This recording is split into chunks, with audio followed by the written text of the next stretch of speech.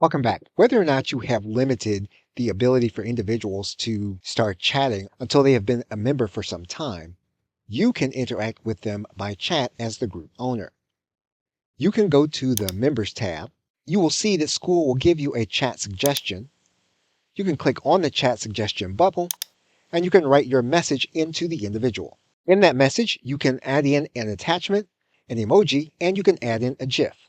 Once you have your message ready, you can then click enter, and your message will then be visible to the individual. They will then see a message in their chat area. What they will do is to go to that chat area. They will then click on your message. They will then be able to reply. And then they will then be able to reply to your message.